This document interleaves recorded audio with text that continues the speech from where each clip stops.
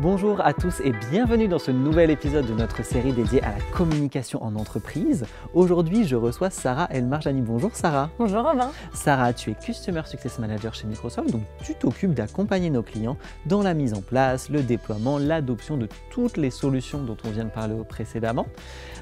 Sarah, j'aimerais bien qu'on discute ensemble du rôle de l'IT dans la mise en place de ces outils. Alors, si tu devais nous donner dans un premier temps ton point de vue sur le rôle des équipes IT.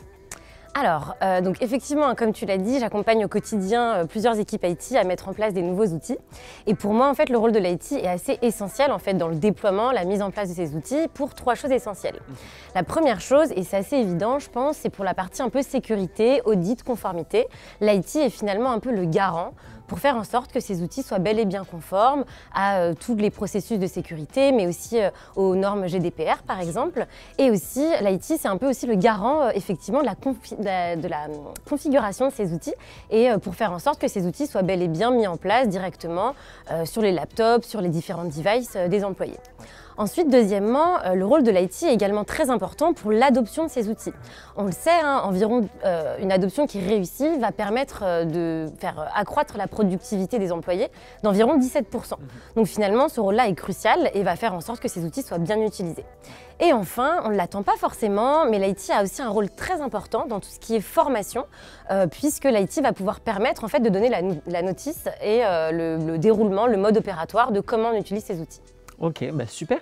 Tu parles de formation, tu penses à quoi à peu près exactement dans ce qu'on peut mettre en place? Alors, pour toute la partie formation, il y a plusieurs choses. Premièrement, l'IT va pouvoir mettre à disposition des employés des kits d'adoption qui seront des kits finalement qui vont pouvoir à la fois introduire ces outils, expliquer quel outil fait quoi, va servir à quoi dans le quotidien des employés, mais aussi pour pouvoir aider les employés à monter en compétences. Par exemple, l'IT va pouvoir mettre à disposition des outils qui vont permettre l'introduction de ces outils. Donc je suis un niveau 1, je suis débutant, et donc là, je vais pouvoir comprendre un petit peu comment je vais utiliser cet outil.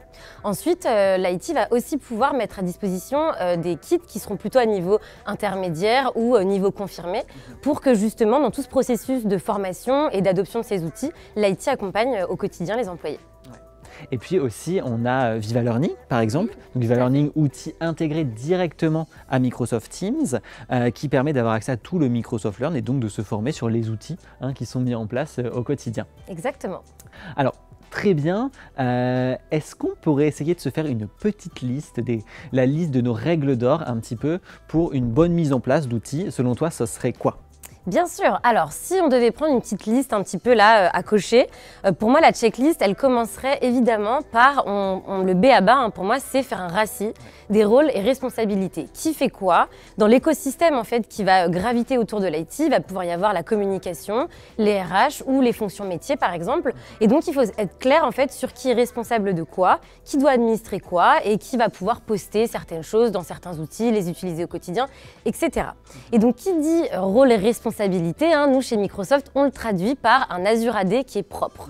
Un Azure AD propre, c'est un Azure AD qui va permettre en fait justement de pouvoir faire de la personnalisation de communication, de la personnalisation aussi dans quels outils je mets à disposition de quelle typologie d'employés, et ce qui va permettre en fait finalement de donner aux employés une expérience sans couture, fluide et rationnelle par rapport à ce dont ils ont besoin.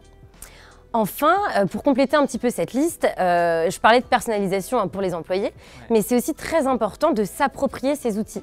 Nous, on vous met Microsoft à disposition des outils avec une certaine charte, mais nous, on vous conseille fortement de les personnaliser et de faire en sorte de pouvoir les renommer, par exemple, par rapport aux acronymes, aux tips, aux choses que vous avez dans votre entreprise, mais aussi de changer les couleurs, de changer l'UX, de changer les dispositions. En fait, tout ça va permettre justement à ce que ces outils s'intègrent parfaitement dans l'écosystème d'outils que vous avez déjà et donc à nouveau que ce soit fluide et sans couture pour les employés. Exactement. Et enfin, le point qui n'est pas des moindres et qui pour moi est essentiel, c'est mettre en visibilité. En fait, c'est de faire en sorte que ces outils soient là où vos employés passent 80% de leur temps, de leur journée. Et en fait, c'est de les épingler indirectement. Par exemple, dans Teams, on le voit, nous, quand on épingle par exemple Viva Engage ou un outil qui est utilisé au quotidien par les collaborateurs, on a un taux de transformation qui est assez impressionnant. Et ce qui permet en fait pour vous, l'IT, qui avez mis tous ces efforts, toute cette énergie et toute votre passion dans le déploiement de ces outils, qu'il soit bel et bien vu et utilisé. c'est super.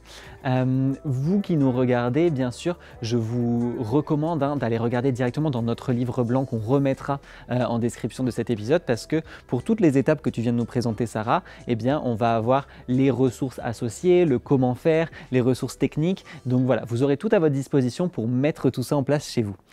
Merci beaucoup, Sarah. Merci à vous de nous avoir écoutés. Et je vous donne rendez-vous dans le prochain épisode dans lequel on verra un petit peu plus en détail l'impact que la mise en place de tous ces outils peut avoir sur les employés. Merci beaucoup.